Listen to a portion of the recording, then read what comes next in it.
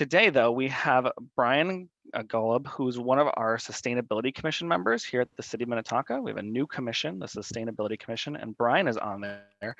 And Brian came here because Brian actually does off-site subscriptions for solar. So we invited Brian here. He's starting to kick us off because he has to leave, I think, not pretty soon. So he's going to talk to us just for a little bit about his experience in doing his subscription for renewable energy. So with that, I will turn it over to Brian. Thanks, Drew. Good evening, everybody. It's a privilege to be here. What I want to do is share some of my insights and a little bit of information with all of you to give you some perspective as to what I've learned, what my wife and I have learned over the last several years. Back in 2016, some of the private solar companies were starting to advertise, contacting people. I'm not sure if Xcel Energy had their solar gardens in operation at that point in time, but we were contacted by one of the many private solar garden companies, and they said, hey, how would you like to have some of your household needs provided by solar? How would you like to save some money and, of course, improve the environment? And we thought that would be really an excellent combination. Help protect the environment, minimize our carbon emissions, and maybe save a little money. Saving some money was secondary. My background, as Drew knows, is environmental health professional. I've been involved in environmental health professional work for multiple decades. And my wife and I wanted to take some meaningful action. Let me give all of you a couple of statistics before I share with you some of our actual experience. Earlier today, I looked up on one website, the average US household generates or produces, I should say, I got a couple of different sources, anywhere from 4.3 to maybe 7.5 tons of carbon dioxide equivalents per year. And that's a fair amount. Another source said it was about, the average American generates about 20 metric tons. So, there are different numbers that float around out there, but we do generate carbon dioxide because our households consume electricity in terms of kilowatt hours. And if we have natural gas, we use therms of energy. And both of those can be converted into carbon dioxide equivalents. And you can determine fairly accurately. If you go to the EPA website, they have what's called a carbon footprint calculator. And if you aggregate how many kilowatt hours of electricity you use and how many therms of electricity you use from CenterPoint Energy, you can just plug it in and it'll give you how much your household generates. So my wife and I knew that we wanted to do something. We were approached by this private company. The company said, hey, there's no long-term contract. You don't have to pay us anything. We just need a commitment from you. Now, I shouldn't say there was no long-term contract. There was a long-term contract. Their financing people wanted their customers to basically sign up for, I can't remember, it might have was 15 or 20 years. They needed to assure themselves that they had customers, but we did not have to pay them anything. There are some private solar companies where they want an initial down payment of several $1,000s. Well, these guys didn't want a penny. They just wanted us to be committed to using solar. And that's what my wife and I wanted to do. So with that little bit of information, it was as simple as signing up, and they took care of the paperwork.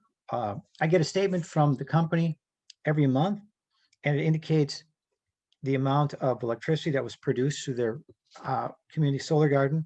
And of course, there are operating and maintenance costs associated with that. So every month, we pay them a fee to generate solar electricity. That then gets credited on our Xcel Energy bill. And our Xcel Energy bill shows us, because I'm looking at it here to my left, so I'm looking down, a typical electricity charge or service fee, for the month in kilowatt hours. And then also on this is a credit. And that's the credit we get because of the solar. So the private company we did works with Xcel Energy, and all the paperwork is set up.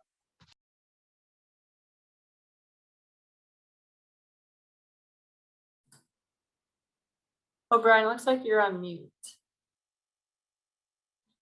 So, sorry about that. Yeah. I hit my mouse. I apologize. Some months, the amount of solar energy is greater than our household uses. and some months it's less, but on the average, it varies from month to month. I did a calculation, and I went from February 2017 through December 2020, and our household used 38,294 kilowatt hours, and solar production produced 33,564.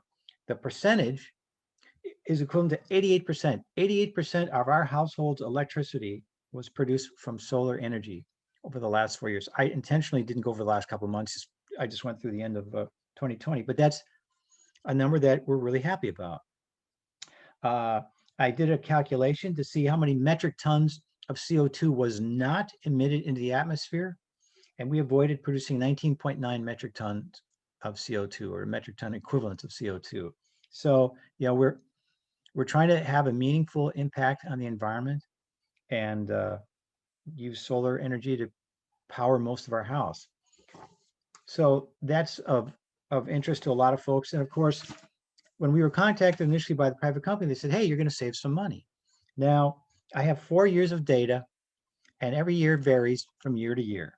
And over the last 4 years, I can tell everybody confidently that we did save a little bit of money paying the monthly fee for the solar energy production, and possibly an Xcel energy charge. Some months there isn't any. And let me just give you an example. In 2017, our total electric bill was the sum of what we paid to Xcel plus what we paid to the solar energy company. And in 2017, it cost us an extra $131 for the year. It's not going to break us. That's all right. In 2018, we actually saved $316 by adding up the cost of the how much money we spent paid to Xcel plus SunShare. That was less than if we had gone strictly with Xcel. So we didn't spend roughly $316. 2019 cost us about $149 because of if you recall, February was a cold winter, a very cold and snowy winter. There wasn't much solar production. 2020, we saved about $120. So the net effect over the last 4 years was we didn't have to spend $156 going solar plus Xcel compared to just Xcel. We saved $156. So we saved a few dollars, saved a lot of CO2 from being emitted in the atmosphere, and had 88% of our household's electrical usage produced from solar energy. So we're very happy with it.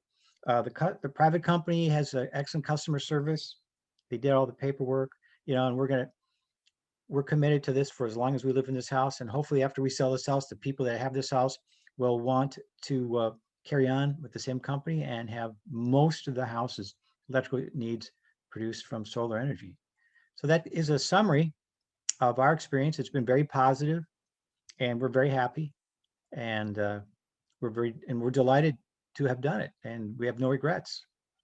I don't know if anyone has any questions or not, but I can hang around for a few minutes before I actually have to bug out and answer questions.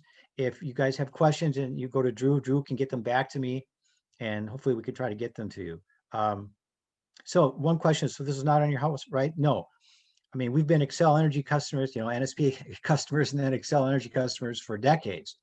And we didn't do this until 2017. And sometime in the latter half, I think, of 2016 is when we first got contacted, and we wanted to do something, being environmentally conscious. And we thought this would have a meaningful impact as a good first step towards reducing our CO2 emissions. And then it went into effect January of 2017, and will stay in effect for as long as we're in this house. Other questions? I can go to the chat. One other question in there, Brian, is yes. What is the name of the private company that you use? Are you okay? I wasn't sure if I should disclose that, but if that's all right, Drew. Yes, the company that we've used is called SunShare, and if I'm not mistaken, they started out in Colorado, and they've been here in the Twin Cities now for 4 years. But yeah, SunShare, SunShare. I mean, they do have competitors. This was one of the first ones that contacted us, and been very, very happy. It's not a scam. They are a legitimate company, and their solar garden is somewhere in Carver County. Yep. Where they had the physical space where they built the array. And as the local government member here, I'll say there are several different companies you can look through, and we highly encourage you to look at all of them to look through to make sure you're getting a decent deal and see all of them. So that's one that Brian used, but there are several other ones. And Xcel, if I'm not mistaken, also has a list of different companies that you can go through that are in our area. It does have to be in one of the neighboring counties. I believe that's one of the rules that Carrie will probably get into more later because that's the expert here. But that's just something to share. I think I have one other question, Brian, then I'm sure I think you maybe need to move, maybe go and get onto your later things for tonight. But it seems like many of the private community solar gardens are not taking new subscribers now. It would be helpful if the city or someone could provide info regarding local legit options. So I think Carrie will help us talk with that. Not a question for Brian, but any other last questions for Brian before he bids us adieu? I mean, I can't really answer that question aside from the fact that I do recall initially when we signed up, we had to wait for the community garden to be manufactured, set up, and established. And, as interest from the public increases, they only have, I think they can only have so much, they generate so much capacity. So they would need more solar gardens. So there are always, it seems like there are waiting periods for people that want to newly enroll in the different companies. They've got to have the production to provide the credits back into the grid, so to speak. So having to wait is not surprising to me, especially if more and more people are wanting to participate in a program like this. Brian, do you have time for one more question? Looks like Yes. Sharon Grimes has a question. I do. Okay. Yes, I live at Zavago Glen Lake Cooperative, and we've been trying for a couple of years to subscribe to solar farm for all of our common area electricity. And it just seems like they keep telling us there isn't enough capacity. I'm wondering when that might happen, where there's enough capacity for multi-unit residential. That is above my pay grade, so to speak. Sharon, I can't answer that. Maybe Megan can, but I'm sorry, I can't answer that. I don't know. Yeah, well, I think we're going to get to more of that information with Carrie. So maybe hold on to that question, Sharon. And if it's not answered by the end of Carrie's presentation, we can discuss it again. So yeah, maybe just write that down. We'll get to it. Thank you, though. And thank you so much, Brian, for sharing your experience. So appreciate that. Fantastic. Thanks, Brian. Great. Well, we are ready for the main program then. I think we have Carrie Clem with us tonight, who is from Xcel Energy. And she's going to talk with us more about renewable energy subscriptions. So Carrie, go ahead. Okay, were you going to let me share my screen perhaps, Megan? Yes. I know I had to switch computers because of I don't know what was going on. So I'm on my personal computer, so I apologize for any mishaps here. All right, do you have the ability now? Let's see. Just say share screen at the bottom. Yes, I see it. Great. And just a second. So, little fun fact, I'm coming here to you from Minnetonka. I'm a Minnetonka resident myself. And so if you are looking at me going, I think I've seen her at Target by Ridgedale, you probably have. So nice to see all of you and such interest in these programs. So I can answer all your community solar questions as well, or at least a good portion of them, but the presentation that I've put together talks more about wind source and Renewable Connect. But I lead Xcel Energy's Renewable Choice Programs team, and that means all of the voluntary programs that you can sign up for renewable energy from Xcel. And so that includes Wind Source and Renewable Connect, Solar Rewards Community, which is our community solar garden program, and then Solar Rewards, which is our on-site incentive program. There also are ways that you can interconnect solar or wind or batteries or any type of renewable energy into our system, and my team helps to operate the process for that as well. We're not the engineers, we're not the technical people, we're more the people that help keep the wheels moving and go check on your projects and help make sure that you know what options are available and then help you through the process. So it's nice to see so many people. Just a quick little bit about Xcel Energy. You're probably very familiar with us, but we actually operate in 8 states. Most of our customers are in the Minnesota area and Colorado, but we also have customers in all of the areas noted in red on the map. We have a total of 3.7 million customers, and then also about 2.1 million natural gas customers. Not all of our natural gas customers are our electric customers or vice versa. Sometimes they're electricity only or gas only. Just nationally, we are recognized as a leader in wind energy and have been for more than a dozen years. And we're also recognized leaders in energy efficiency. And we really led the nation in our aggressive carbon emission reduction goals. And that's been really a great leadership stance for us because a lot of other big utilities have followed and set goals very similar to ours. And so when you think of really impacting the environment, there's things you can do at a micro level on your personal choice. And then there's things that we can do that make a big difference that go well beyond our system and the generation we serve. So we're really proud of that impact as well.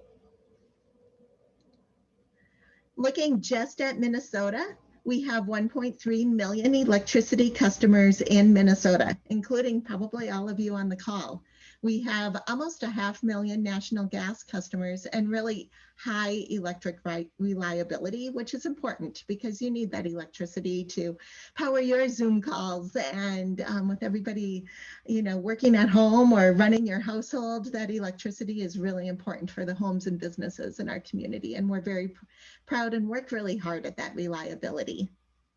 And then things that we drill into our minds as we work with our customers and look at different options or solutions, we are always looking to lead the clean energy transition, to enhance the customer experience and make it easy for you, and to keep bills low. So as we transition from our more traditional energy resources to clean energy resources, we really want to see your bills stay low with increases at or below the rising cost of living.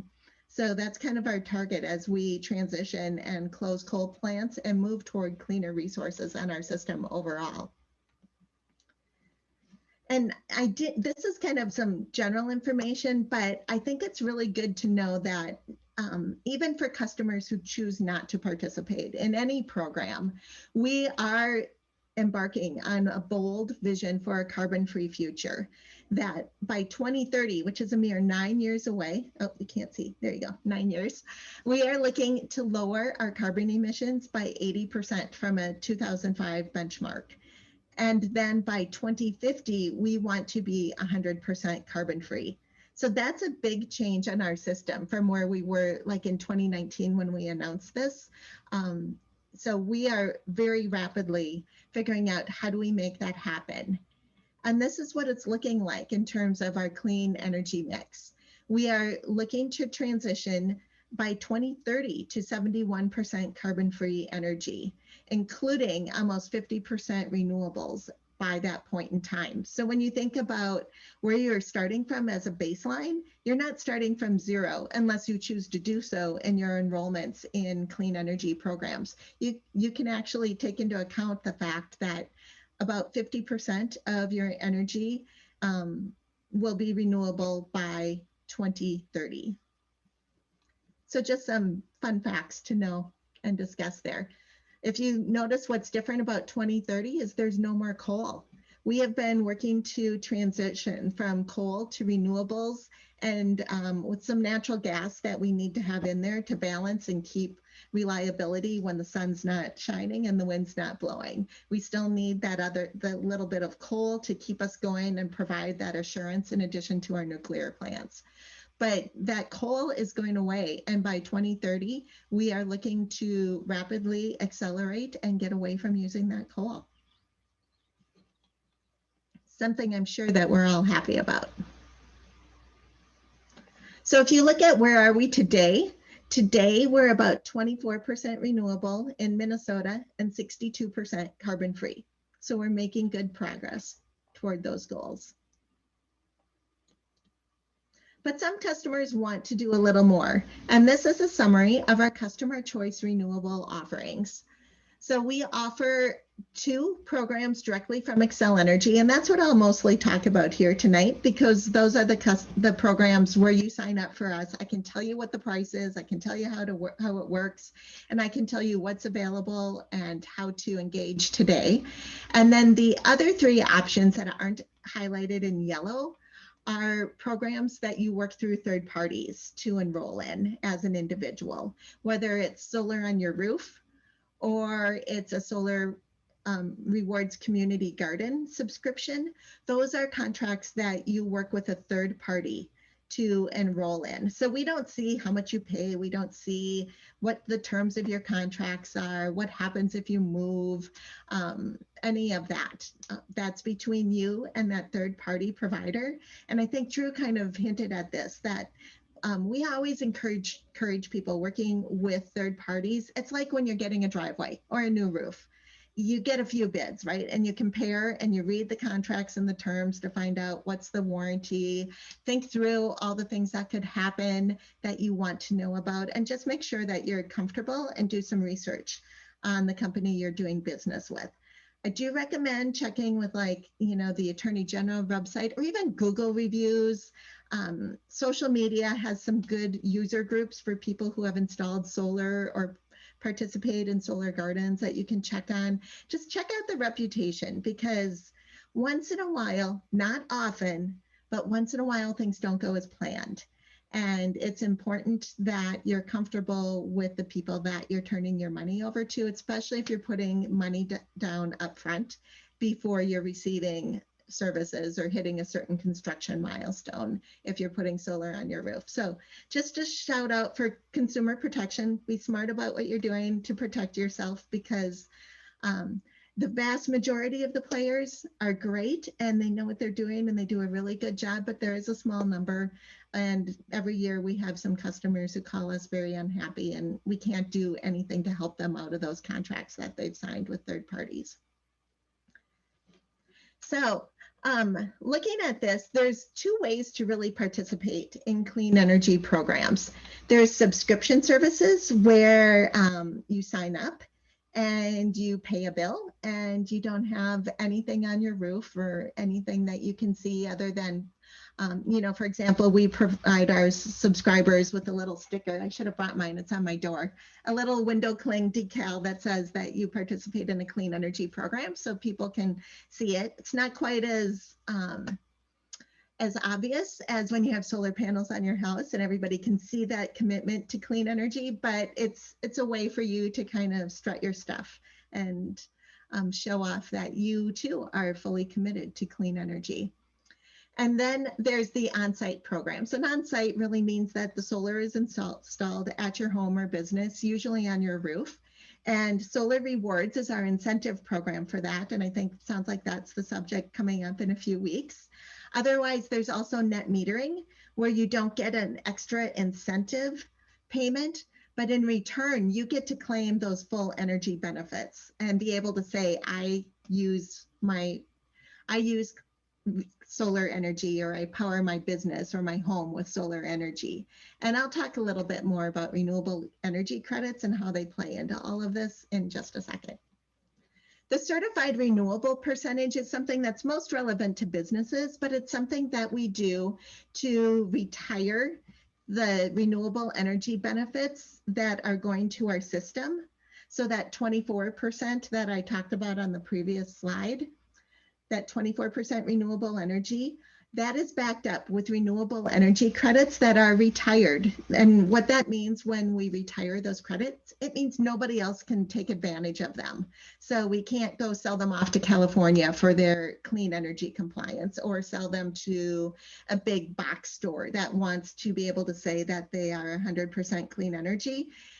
Those renewable energy credits are retired on behalf of our customers, which means that anyone can start with that 24% rather than starting at 0, without worrying about the accounting of renewable energy running astray. It's basically an audited way for you to start from 24% instead of 100% if you wish to, as you're trying to meet your sustainability goals. So I'm going to talk about WindSource first of all. WindSource has been around in Minnesota for over a dozen years, and it's very popular in Minnesota. We have about 75,000 subscribers. And it lets you choose more renewable energy for your home or business. I always call this the easy button for renewable energy because you can sign up for it directly from Xcel. The charge shows up on your bill, the credits on your bill, you can see it all on your bill. And there's no long-term contract. You just sign up. If you move, it moves with you. And then if you decide you're done or you, sorry, my dog barked.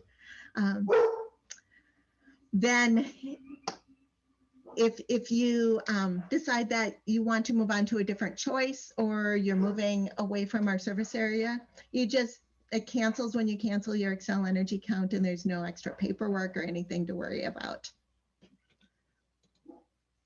So the wind for WindSource Energy is locally generated by Xcel Energy and goes above and beyond our other renewable requirements. And so what that means is that 24%, that doesn't include WindSource Energy. WindSource Energy is over and above that, so it's extra. So you're subscribing to WindSource to increase the amount of clean energy that Xcel Energy generates.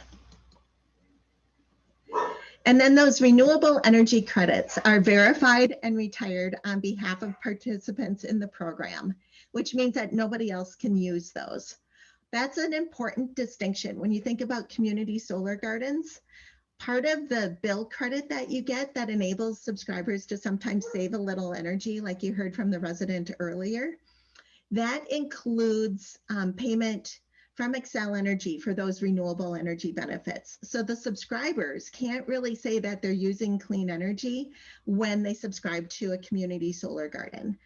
And, you know, for most residential customers, it may not be a big differentiator unless you are signing up for sustainability reasons, because what that means is that we're using those renewable energy credits to meet our state mandates, and they're not over and above what we're required to do anyway.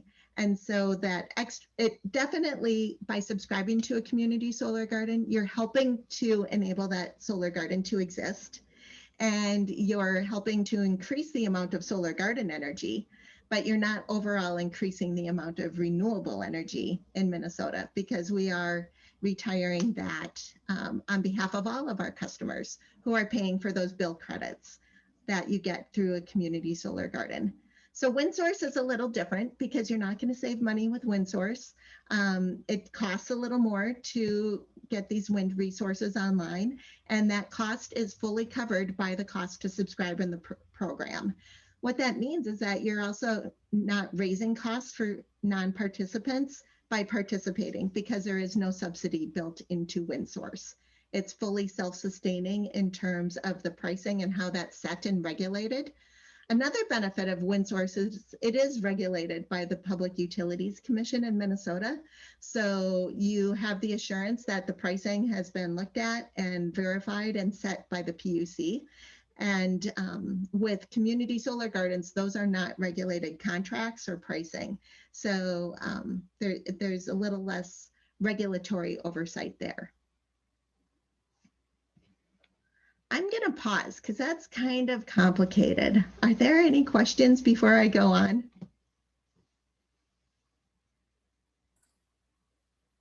I don't see any in the chat currently, but please let us know if you have any questions for Carrie by putting it in the chat, and we can address them.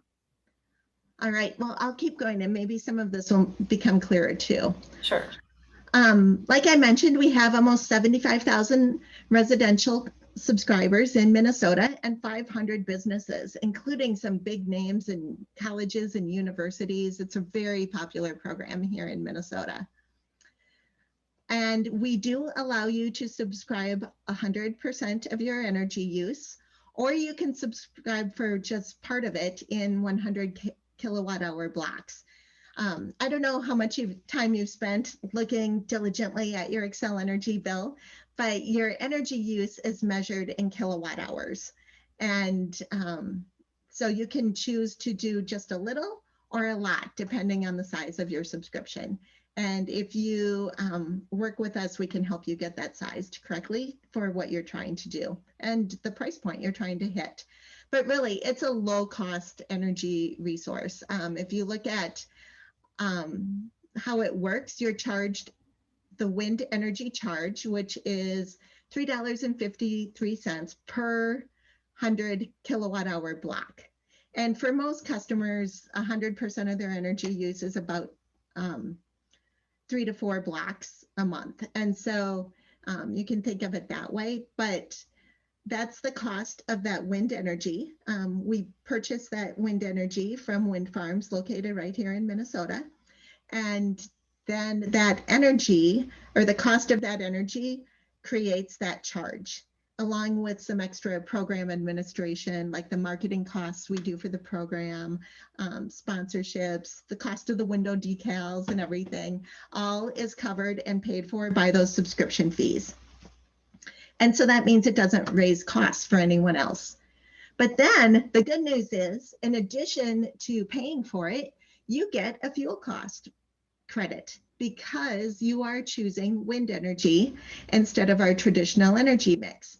And so I have a sample bill so you can look at that, and it nets out to about 0.083 cents per kilowatt hour.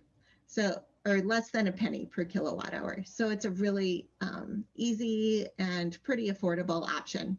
You know, if you go to Starbucks once a month, it's probably more expensive than buying WindSource. So looking at this on an Xcel energy bill, I'm going to see if I can get fancy here and do a highlight. I see the eraser. Oh, there's a spotlight. I'll try that. I don't know. Yeah. Okay. So here is your basic service charge. And the basic service charge is the flat fee that you pay every month. It covers metering and it covers part of the fixed cost for your energy. And then there's an energy charge, and you can see here 546 kilowatt hours is the energy used by this customer in this month. And 7.3, basically 7.4 cents per kilowatt hour is the energy charge rate. Like, that's not going to change no matter what renewable energy program you are in. Those rates are set by the Public Utilities Commission, and they stay constant. So you can see that constitutes $40 of this customer's monthly energy bill. And then in addition to the fuel costs or the energy charge, you also have a fuel cost. And this is a pass-through. You've probably, or perhaps anyway, you've heard a little bit about this with the energy crisis in Texas this winter and how gas costs went up, and it's a pass-through, so utilities aren't making more or less money because they have this extra cost that pass through. Well, on the electricity side, we have a pass-through as well, and it's the fuel that we buy to run our different energy resources. And what's really cool about our transition to cleaner energy is that cost is going down over time, because renewable energy, once you build the facilities, the energy or the fuel itself is free because it's using wind and solar. And so that's an interesting trend to watch. But you add those together, that 7.3 cents and 3.2 cents roughly, and you get kind of your aggregate cost that you're paying per kilowatt hour of energy that you use if you don't participate in any program. And then you have your WindSource program charge, which, you know, still this customer subscribes for 100%. So it's 546 kilowatt hours. And then there's your WindSource charge right there. So this customer is paying $19.20 in this month for WindSource. Ooh, that's kind of steep, right? You multiply that times a year, and that's almost a plane ticket. Okay, that's where the fuel cost credit comes into play and makes it seem like a lot better of a deal. So this fuel cost charge, and I apologize for our billing system. It's really hard to change and complex. So it says charge, even though it's a negative charge, which is a credit. So it's a benefit to you. So that's because you're using wind energy and paying for that through your WindSource subscription fee. You don't have to pay this fuel cost charge up here because instead you're buying WindSource. And so you get that whole fuel source or fuel cost charge credited. So you get a $17.46 credit. So in the end, your net WindSource charge is less than $2 for the month. So that's kind of what it looks like on a bill. And it's nice because it's all packaged in on one bill. If you were to subscribe to a community solar garden, and I apologize, we have those bills on our website, so you can take a look at them and see how that works. You would not see the charge like the WindSource program charge. The equivalent of that would be your solar garden charge. And that would be an off bill transaction that you would pay because you are subscribing with a third party. So you pay a third party. And then your payment for your portion of the energy produced by a solar garden comes through on your Xcel Energy bill as a credit down in the bottom of the bill. So you're still charged for and pay your Xcel Energy bill like you usually do, but you have the payment for your portion of the solar garden's solar production coming through as a financial credit to help offset your normal Xcel Energy bill. And then you turn around and pay your solar garden company in a separate transaction. So that's just kind of how that works. Now let's see if I can get this. Oh, it did go. So now I'm going to talk about Renewable Connect. Renewable Connect is kind of like the younger sibling of WindSource. WindSource, as I mentioned, has been around for a dozen years. We've repowered some of the wind resources and used just some new wind resources as the program has grown. Renewable Connect is our newest program, and it offers you to use a combination of wind and solar. Some customers are looking for a little more variety, and blending wind, which is a cheaper resource, and solar, which is a little more expensive, really helps us get to a really nice price point without having to have any customer subsidies.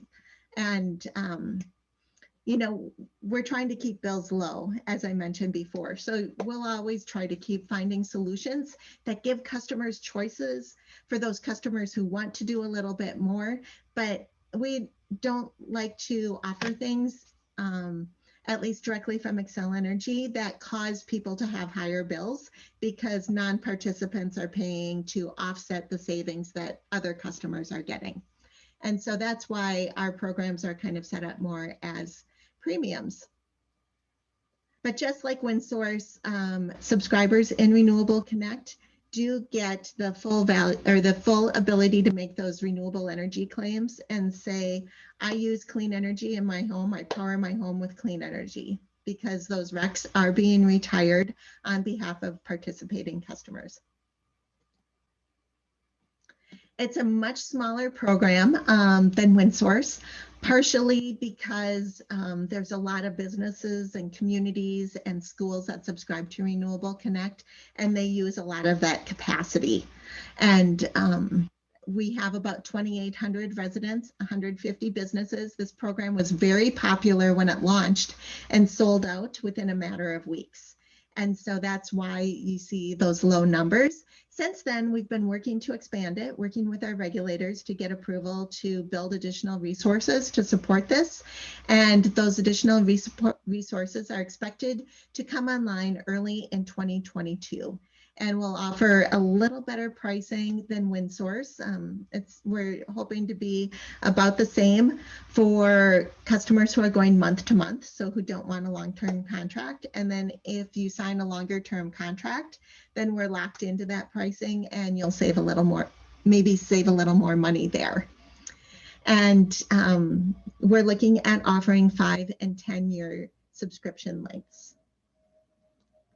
So if you want a blend of wind and solar, then you might want to wait around for Renewable Connect, or what we have a lot of customers doing right now is signing up for WindSource in the interim. And eventually we do intend to transition all of WindSource into the Renewable Connect model where it's a blend of wind and solar, but the wind source will be more of the traditional month-to-month contracts, and customers who are willing to sign a longer term contract then will be more Renewable Connect. That's kind of the current plan, but subject to change as we go. So that was a lot of information in a very short amount of time.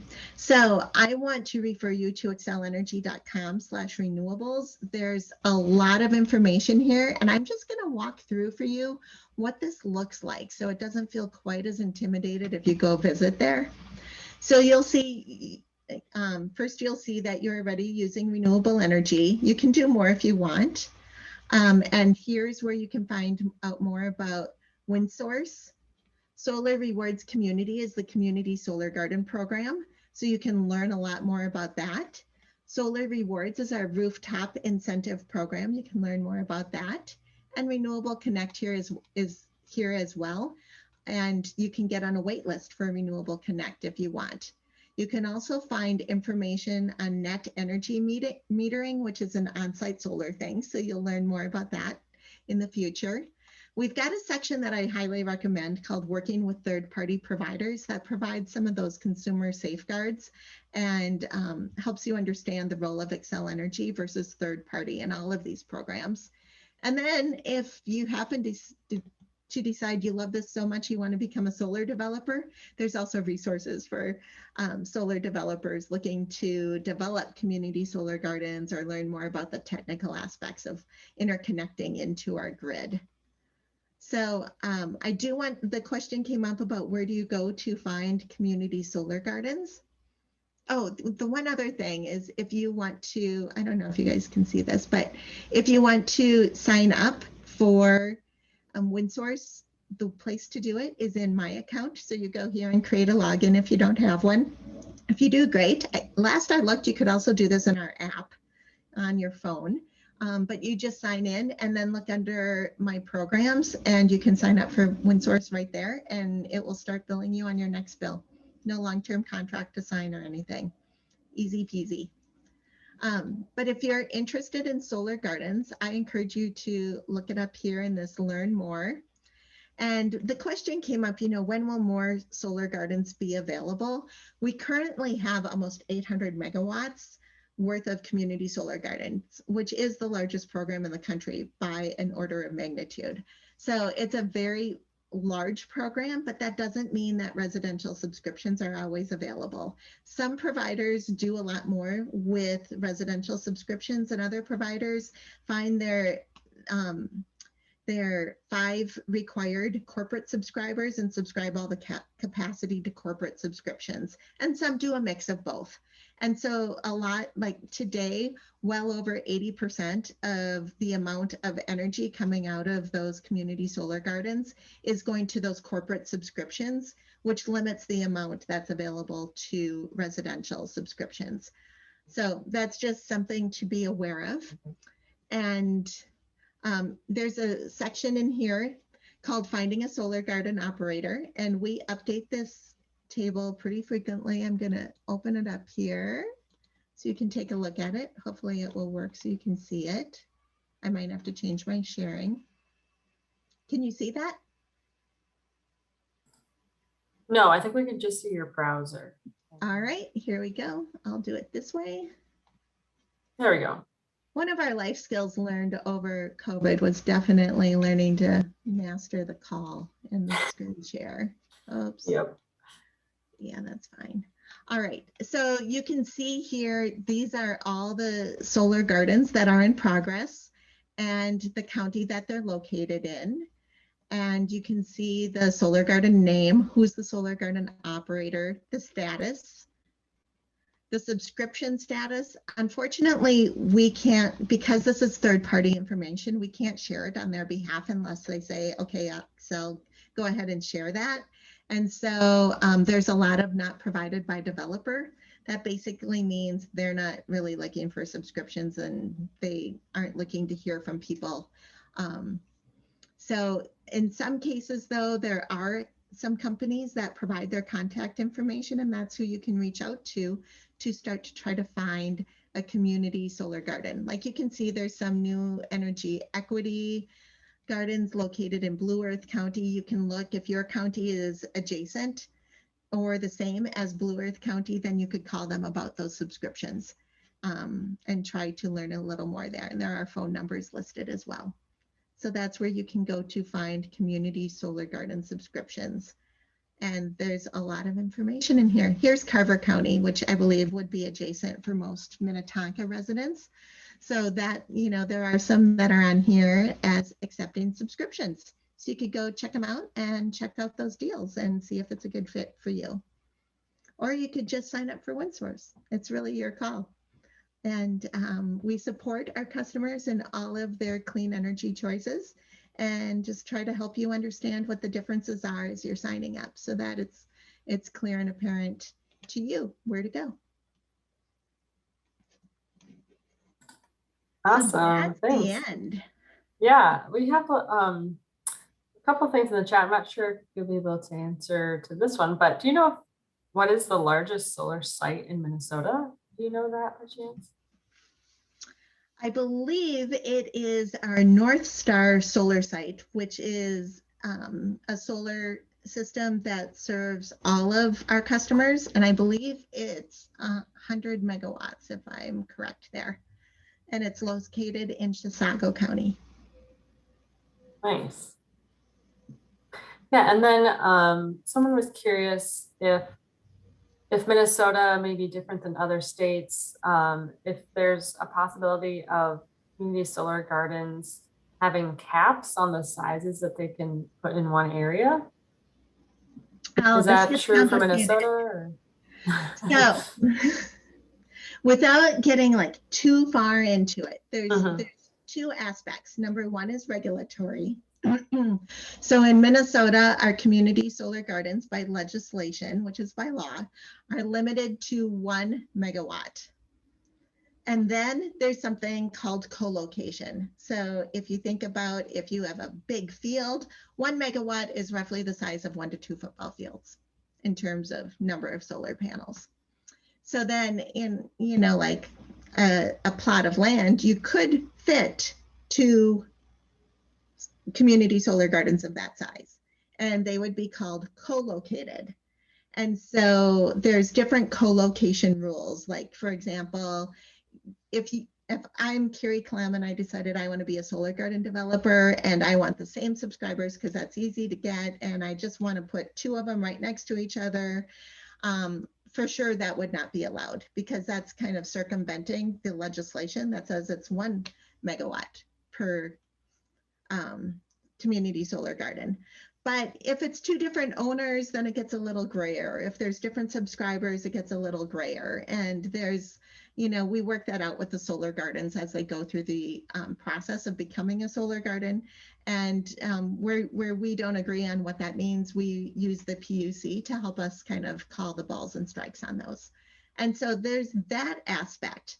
But then probably the more complicated thing, and the thing that comes up in the media once in a while, or sometimes impacts people as they're trying to put solar on their own house or their farm in some of these areas where there are a lot of solar gardens, is the amount of interconnection that we can put on a certain line or have go through a certain substation.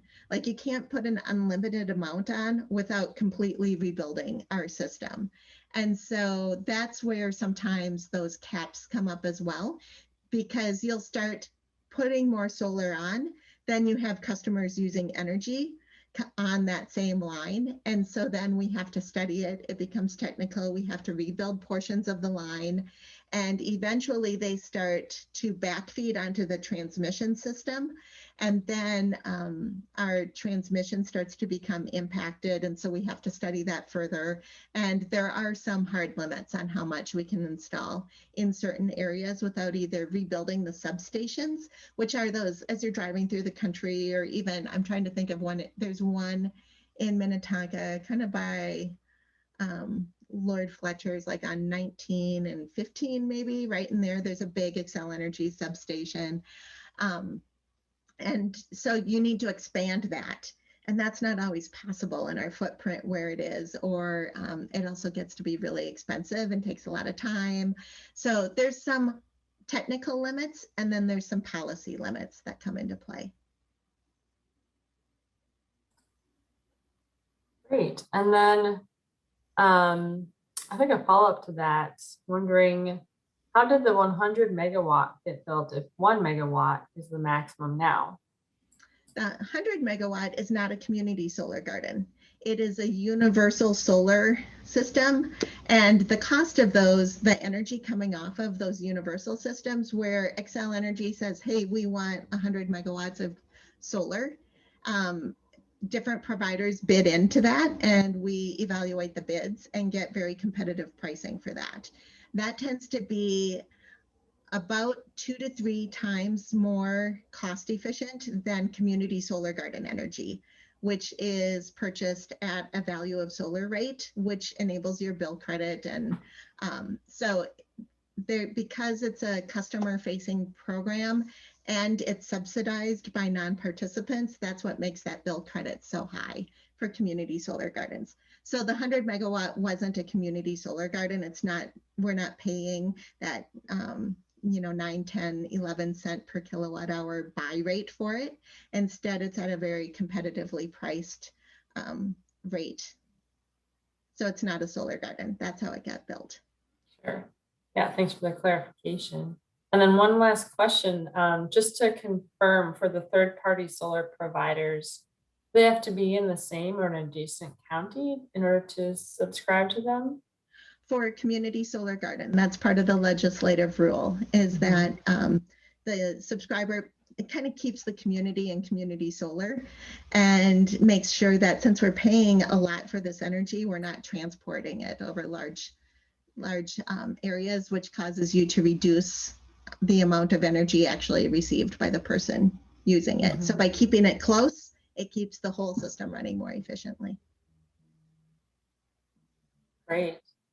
That's all the questions in the chat, unless anyone has any further ones they want to pop right in there, but we're about a minute from the top of the hour. So if that's it, I would just love to thank Carrie for her time here with us tonight, and to thank all of you for joining us, just to learn more about all these great options for how we can support renewable energy for our utilities. So yeah, if that's it, I will just say, everyone have a good night, and thank you for joining.